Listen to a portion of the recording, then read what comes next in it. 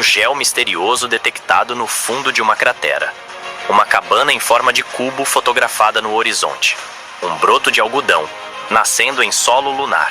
O que está realmente acontecendo lá em cima? Talvez o maior segredo da Lua esteja apenas começando a ser revelado. Porque, nesta nova era da exploração lunar, o que está em jogo não é apenas o nosso satélite, é o futuro da humanidade. Número 1. Quando todos voltaram os olhos para a Lua. Durante a Guerra Fria, a Lua foi o palco mais simbólico da rivalidade entre as duas maiores potências da Terra.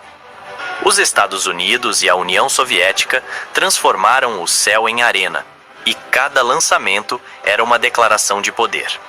Em 1957, o Sputnik soviético cruzou o céu e deixou o mundo em silêncio. E em 1969, a resposta veio na forma de um passo. Neil Armstrong tocou o solo lunar e os norte-americanos cravaram sua bandeira em meio à poeira sem vento. A corrida parecia ter um vencedor, mas ela não terminou ali. Nos anos seguintes, missões tripuladas da NASA, chamadas Apollo, continuaram a explorar o satélite. Ao mesmo tempo, os soviéticos apostaram em missões não tripuladas, cada vez mais sofisticadas. Em 1976, a sonda Luna 24 retornou à Terra com amostras lunares, marcando o último contato direto com o solo da Lua por mais de 4 décadas. Depois disso, o silêncio. O foco mudou para estações orbitais, para Marte, para as profundezas do Sistema Solar. A Lua se tornou um passado glorioso, um museu suspenso no céu. Mas esse silêncio era apenas aparente. Enquanto o mundo olhava para outros planetas, um novo movimento estava em curso. Discreto, paciente, estratégico. Em meados dos anos 2000, a China iniciou um programa espacial ambicioso. No começo, parecia apenas mais uma iniciativa nacional de exploração. Mas a precisão com que cada missão era executada, o avanço constante e o foco na Lua chamaram a atenção. E então, surgiram os sinais de algo maior. Apareceram imagens estranhas. Um gel misterioso no fundo de uma cratera. Uma rocha em forma de cubo, que ficou conhecida como a Cabana Lunar. Um broto de algodão crescendo dentro de uma cápsula. E assim, as perguntas começaram a surgir. Por que a China está investindo tanto na Lua? O que eles encontraram por lá? E por que tantos países, de repente, também querem voltar? A Lua, que parecia esquecida, voltou a ser o centro das atenções. E a corrida até a Lua recomeçou. Copa Betano do Brasil! Confia na patrocinadora oficial do futebol brasileiro, Betano. As pegadas silenciosas da deusa Chang'e. Nem sempre é no meio da euforia que as grandes mudanças acontecem. Às vezes, enquanto o mundo inteiro olha em uma direção, algo importante acontece no silêncio, longe dos holofotes. E foi assim com a Lua. Enquanto a atenção do mundo se dividia entre Marte e os asteroides, a China seguiu um plano detalhado, quase silencioso, mas imensamente ambicioso. Em 2007, deu início ao que chamaria de Programa de Exploração Lunar Chang'e, em homenagem à lendária deusa chinesa que, segundo o mito, vive na Lua. A escolha do nome já dizia tudo. Para a China, essa não seria apenas uma missão científica, mas um reencontro com algo ancestral, simbólico e profundamente estratégico. A primeira etapa foi orbital. Chang'e 1 e Chang'e 2 mapearam toda a superfície lunar com alta resolução. Detectaram minerais, mediram profundidades, identificaram possíveis locais de pouso e, o mais importante, rastrearam traços do raro Hélio 3. A Chang'e 2 ainda foi mais longe, saindo da órbita lunar e sobrevoando o asteroide Toutatis, sinal claro de que os planos chineses iam além do nosso satélite. Mas foi em 2013 que o país deu um passo importante. Com a Chang'e 3, a China pousou suavemente na Lua e lançou o Yutu, o coelho de Jade, um pequeno robô inspirado em outro símbolo da mitologia chinesa. Era a primeira vez em décadas que uma nova nação conseguia pousar no solo lunar. Se isso já era impressionante, o que viria depois mudaria tudo. Em 2019, A Chang'e 4 se tornou a primeira missão da história a pousar no lado oculto da Lua, um território que ninguém nunca havia explorado.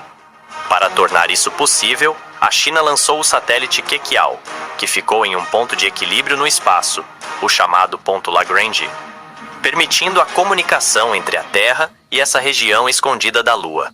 Foi ali, na cratera Von Karman, que o Yutu 2 começou sua jornada. Sozinho, em um terreno que jamais havia recebido qualquer visita humana ou robótica, ele enviava imagens e dados. E com cada novo registro, surgiam mais perguntas. A China não apenas chegou onde ninguém havia pisado. Ela fez isso com calma, estratégia e quase sem ruído. E agora, diante de tantas descobertas, muitos se perguntam: será que a velha lenda de Chang'e guarda mais verdades do que imaginávamos? Número 3. O ouro invisível da poeira lunar. Por trás da poeira acinzentada que cobre o solo da Lua, há riquezas que os olhos humanos jamais enxergariam sem o auxílio da ciência. Se no século XIX buscavam-se metais preciosos no subsolo da Terra, agora o olhar está voltado para o solo lunar. Mas não se trata de ouro ou diamantes. O novo tesouro chama-se Hélio 3, um isótopo raro, invisível a olho nu, mas capaz de transformar radicalmente o futuro energético da humanidade. As primeiras detecções desse elemento vieram com as missões Chang'e 1 e Chang'e 2, ainda na fase orbital do programa lunar chinês. Equipadas com espectrômetros e sensores de alta precisão, essas sondas mapearam a composição mineral da superfície da Lua em 3 dimensões, revelando a presença distribuída de Hélio 3 em diferentes regiões, especialmente nas planícies basálticas.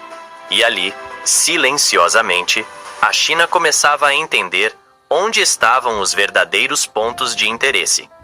O Hélio 3 é gerado pela ação do vento solar ao longo de bilhões de anos.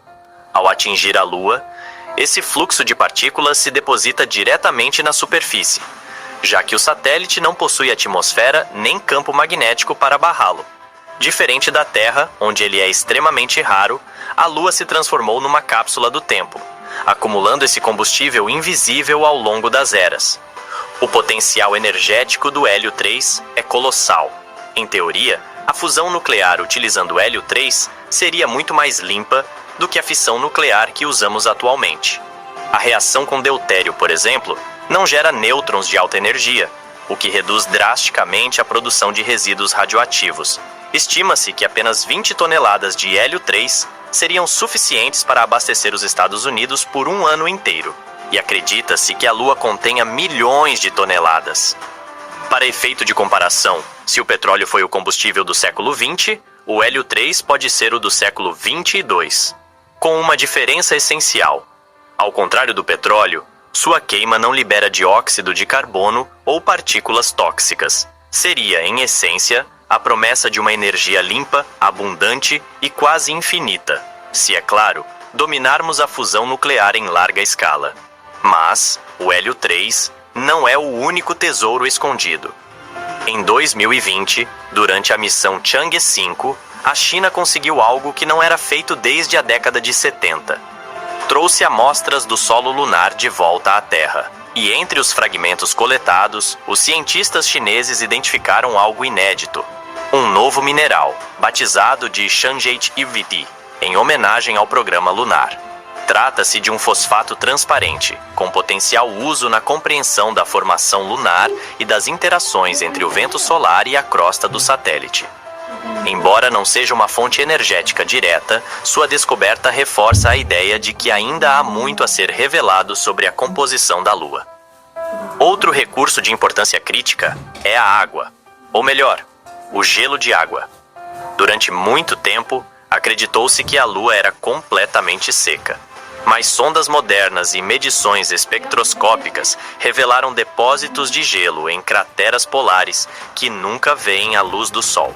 Essa água poderia sustentar futuras colônias humanas, fornecendo tanto hidratação quanto proteção contra radiação, além de poder ser convertida em oxigênio respirável e combustível para foguetes.